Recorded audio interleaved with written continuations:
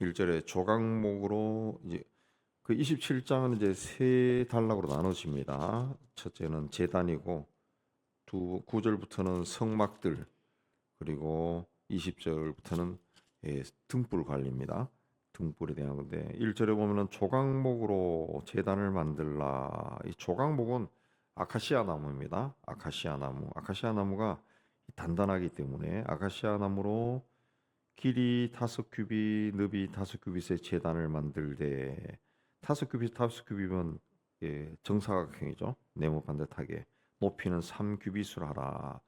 규빗이란 말은 이제 고대 이스라엘의 측량 단위인데 그 시대는 자가 없죠. 자가 없으니까 이 가운데 손가락에서 이그 뭡니까? 팔꿈치까지 요게 한 규빗이에요. 요게 한 규빗.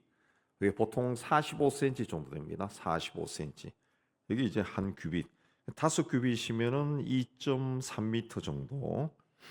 예. 그리고 3규빗이면은 1.4m 정도. 그 정도 됩니다. 그러니까 옛날에 차가 없으니까 이 뭐 나무를 자르거나 할 때 이렇게 손으로 이렇게 계속 이렇게 했는 것 같아요. 예. 그렇게 해서 규빗이란 말이나. 네. 그래서 이렇게 해서 이 직사각형, 정사각형으로 네모 반듯하게 높이는 3규빗, 1.4m 정도 되는 걸로 제단을 만들라 그랬습니다. 2.3m 정도 되니까 짐작할 수 있겠죠. 아주 작지는 않습니다. 사람 키 정도로 생각하면은 꽤 이렇게 좀 묵직해 보이는 그런 정도. 이거보다는 크죠. 이거보다는 큽니다. 그걸 만들라. 그러네 모퉁이에 뿔을 만들고 뿔이 서로 이어지고 예, 제단을 롯으로 쌓아. 그래서 이 3절에도 보면은 제단에 필요한 모든 기구들을 롯으로 쌓아. 그렇습니다. 롯으로 쌓아. 그렇습니다. 예.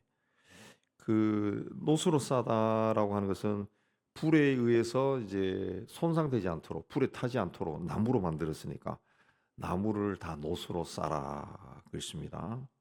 고대 시대에 이제 그릇을 만드는 방법이죠. 놋으로 만들라. 그래서 또 재물을 효과적으로 태우기 위해서 놋으로 그물을 만들고 놋고리 넷을 만들어 그 매달라 그랬습니다.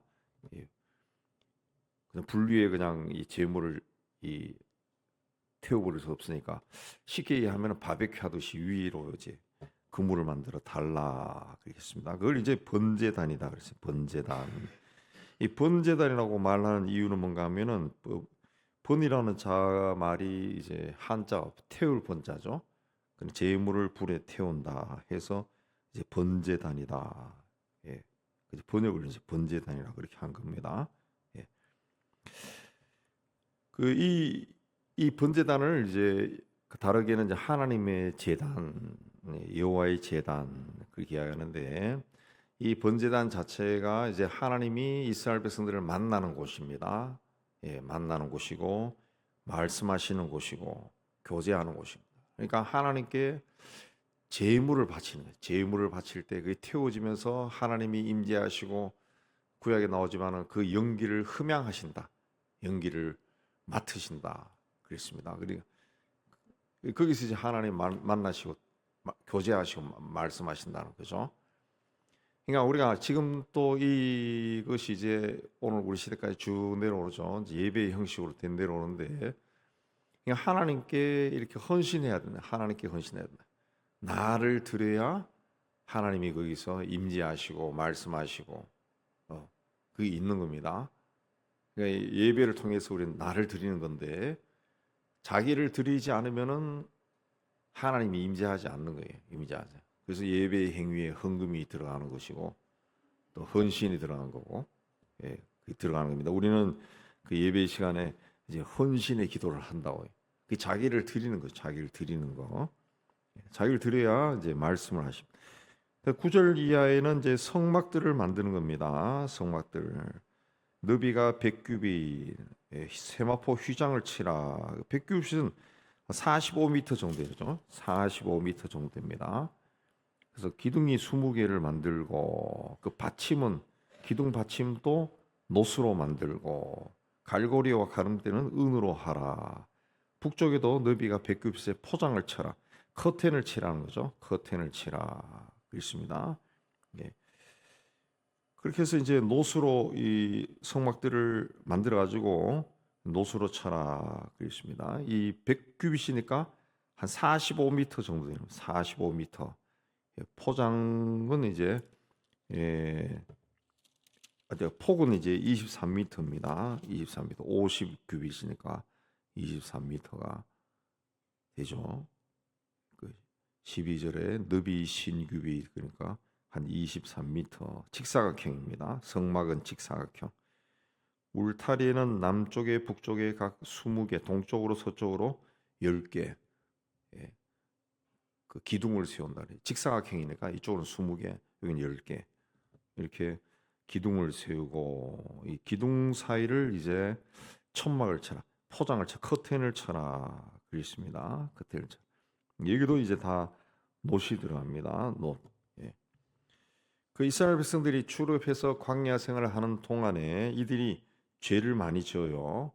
불순종해서 그때 이제 불뱀이 나와서 그들을 물어서 죽였다 그랬습니다. 그래 하나님이 그 심판한 거죠. 그래 모세가 그 이 징계를 거둬 달라고 그래 기도하니까 하나님이 놋으로 뱀을 만들어서 장막 위에 세워라. 그 쳐다보는 사람은 고침을 받고 살 것이다 했습니다. 근데 그걸 또 안 쳐다본 사람들이 있어요. 성경 보면 그들은 다 죽었다 그랬어요. 그래서 놋이라 하는 그 개념이 그 이후에는 하나님의 치유하는 은혜를 상징합니다. 하나님이 용서하고 예, 또 치유하는 은혜를 상징하고 이게 이제 신약으로 내려오면 십자가가 되는 겁니다. 십자가.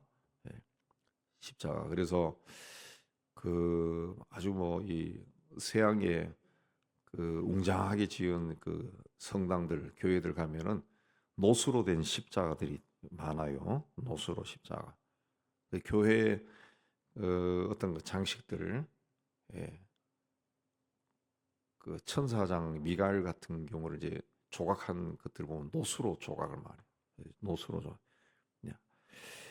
그것이 그걸로 이제 그 놋으로 그걸 세웠다라고 하는 것은 이제 십자가로 이제 성전 기초를 세웠다. 신약 개념은 그렇게 되는 겁니다. 그리고 금과 은으로 고리를 만들었다. 그랬습니다. 11절에.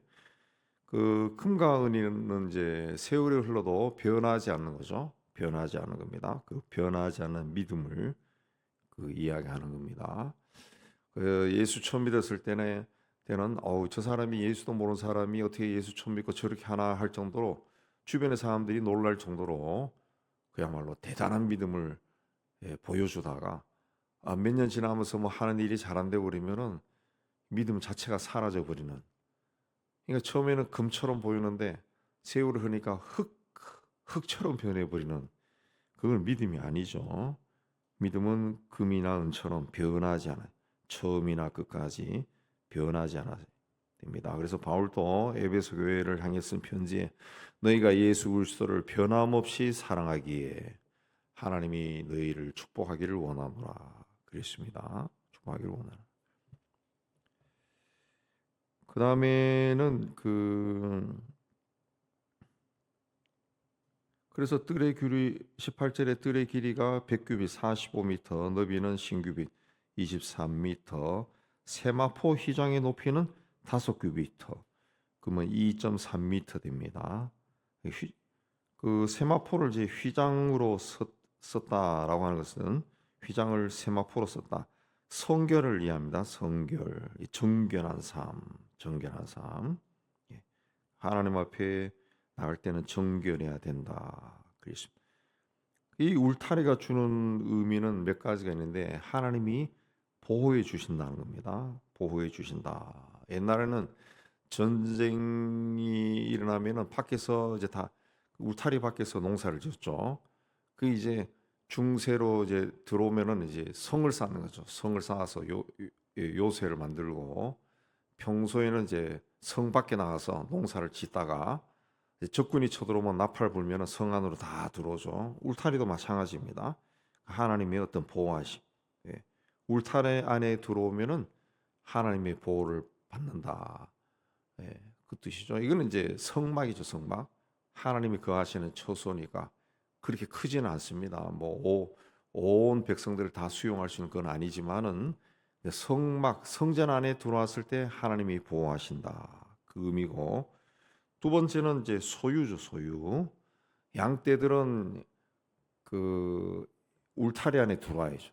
울타리 안에 들어와야, 밤이 되면은 울타리 안에 들어오고, 고대 시대부터 뭐 근대까지도 울타리에 들어가는 문, 돌담이 있으면은, 예, 그 외국에 가면 그런 양우리들을 볼 수 있는데, 돌로 이제 우리를 만들어 놔요.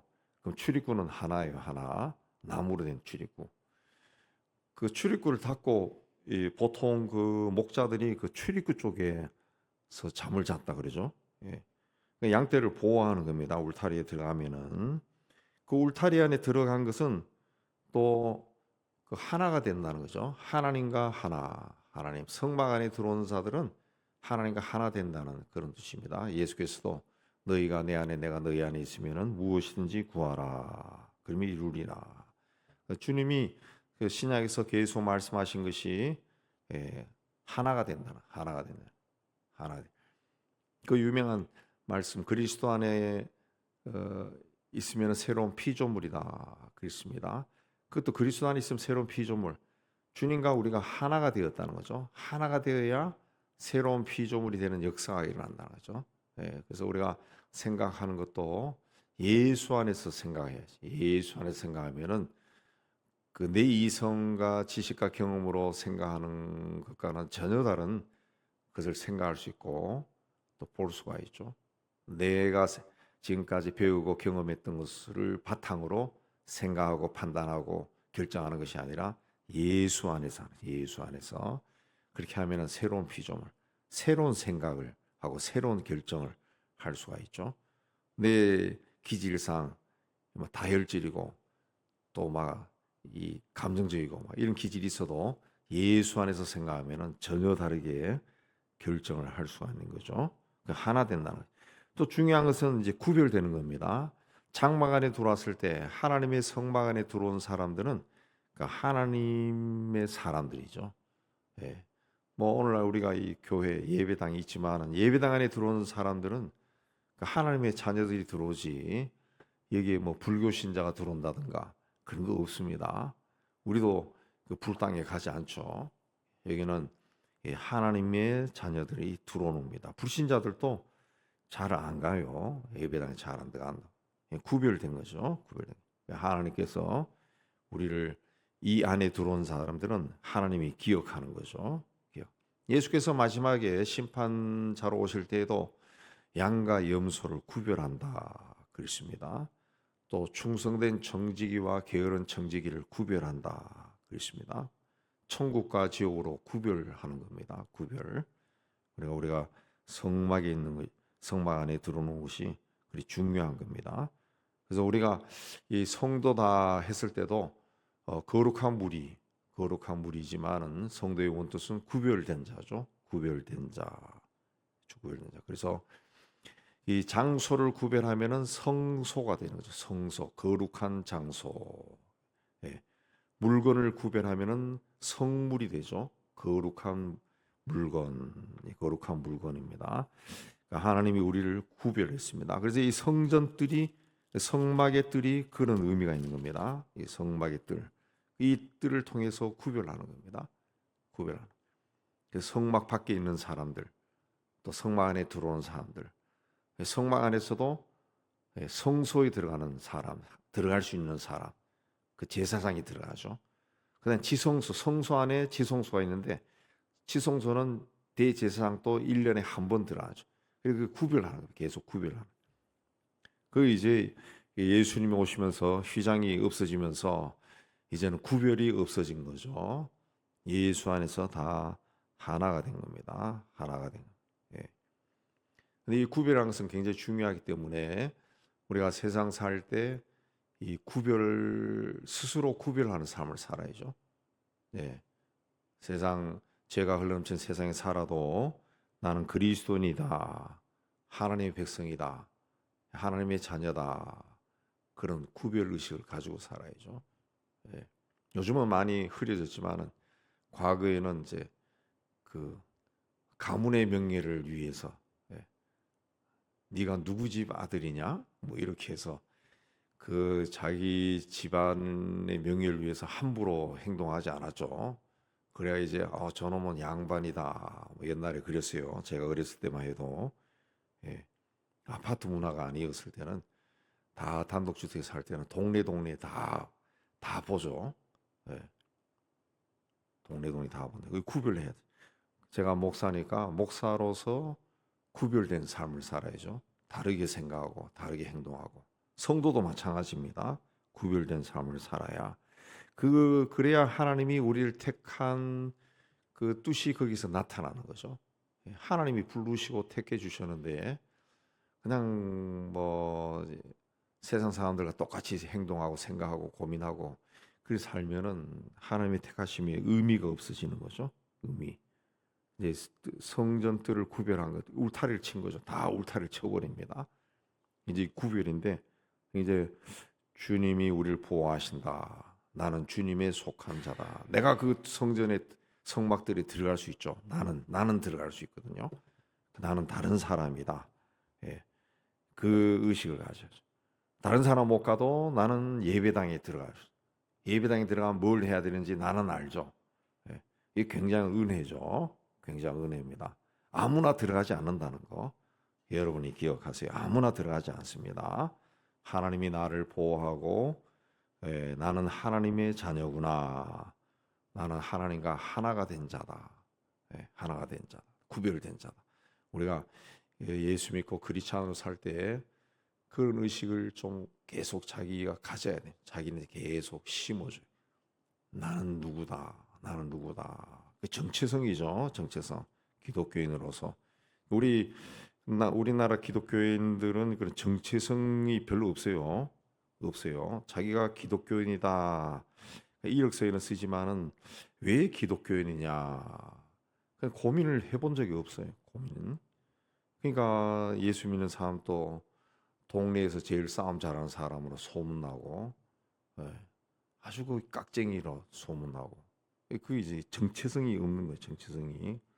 내가 누군가 거기에 대한 의식이 있어야 세상 속에서 다르게 생각하고 다르게 말하고 그래야 사람들이 같이 지내던 사람들이 시간이 흘러가면 그러겠죠. 너는 어떻게 그렇게 생각하니? 그러고 넌 나하고 좀 다른 것 같아. 달라야죠. 달라야죠. 그래서 나중에 그 전혀 모르는 집단에서도 그래서 교회 나간다는 걸 알았을 때 사람들이 그랬구나 이렇게 해야지 세상에 빛이 되는 건데 참 못된 짓 다 하고 그렇게 하다가 나중에 교회 나간 사람이 그러세요. 아이고 요새는 교회 나간 사람도 저렇게 되니까 세상이 말세야 뭐 이런 말 나오는 거지. 우리나라가 지금 그 지경에 이르는 거죠. 그 지경에 이르고 예. 뭐 정직이나 정의는 다 사라지고 이렇게 나가면 이제 하나님의 징계 심판이 임하는 거죠. 심판이. 우리가 그러므로 이 시대에 그리스도로 산다는 거에 책임감을 가지고 하나님 앞에 살아야 됩니다. 21절에 아론과 그 아들들은 휘장 밖에서 저녁부터 아침까지 항상 여호와 앞에 등불을 보살피게 하라. 그랬습니다. 아론의 자손들이 항상 등잔불을 꺼지지 않게 하라. 그랬습니다. 마찬가지로 우리도 하나님이 나에게 비춰진 그 빛이 내 안에서 꺼지지 않도록 항상 간직하고 사는 것. 자녀는 태어났을 때부터 죽을 때까지 부모의 자식이죠. 그 부모의 자식이에요. 하나님의 자녀도 똑같습니다. 그러면 하나님이 우리를 택해 줬는데 끝까지 내가 하나님의 자녀다라는 그 정체성을 가지고 하나님 앞에 살 때 하나님의 은혜가 임하고 하나님이 우리를 기쁘게 인도하실 겁니다. 이 은혜 가운데 가시기를 주의 이름으로 축복합니다.